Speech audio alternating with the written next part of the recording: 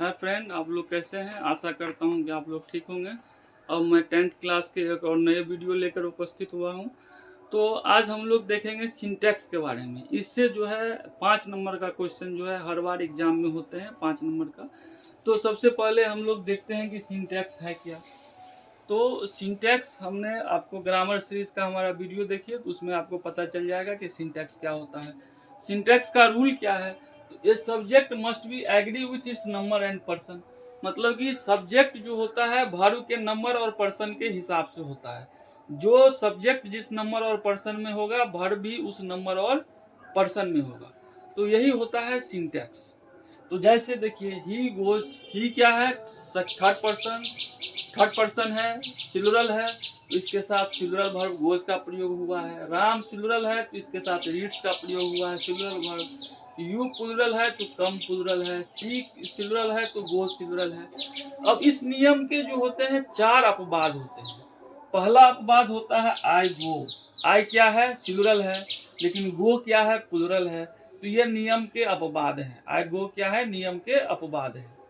उसके बाद दूसरा अपवाद होता है जब हम कोई इच्छा करते हैं। जैसे कि मेरी इच्छा है कि वह राजा होता, I wish he were a king. मेरी इच्छा है कि तुम रानी होती, I wish you were a queen. तो जब हम इच्छा करते हैं तो वहां पर हमेशा प्लुरल वर्ब वेयर का ही प्रयोग करते हैं। सब्जेक्ट चाहे सिलुरल हो तो भी और सब्जेक्ट प्लुरल हो तो भी हम लोग किसका प्रयोग करेंगे? प्लुरल वर्ब का ही प्रयोग करेंगे। जब हम इच्छा करेंगे तो उस वक्त में क्या करेंगे? प्लुरल वर्ब का ही प्रयोग करेंगे। जैसे आपके एग्जाम में पूछेगा आई wish he was a king, तो गलत हो जाएगा, वेयर अ किंग। इसके बाद दूसरा अपवाद है, तीसरा अपवाद है need not and dare not. अगर नीड के बाद नोट आ जाए और डेयर के बाद नोट आ जाए तो हमेशा नीड और डेयर प्लुरल फॉर्म में ही रहते हैं। जैसे ही डेयर नोट अपोज मी, यहाँ पर डेयर के बाद नोट आ गया तो ही है तो डेयर्स होना चाहिए, लेकिन डेयर होगा। ये नियम के अपवाद हैं। तो लेकिन जब नोट नहीं आएगा तो फिर यह ही डेयर्स हो जाएगा। ही नीड नोट गो, गो है, नीड है तो एस नहीं लगाए, लेकिन जब अकेला नीड रहेगा तो उसके साथ एस लगेगा। अब जैसे है यहाँ पर, जब जब किसी को वरदान देंगे, अभिशाप देंगे, उसी स्थिति में भी हम हमेशा प्लुरल वर्ब का प्रयोग करेंगे।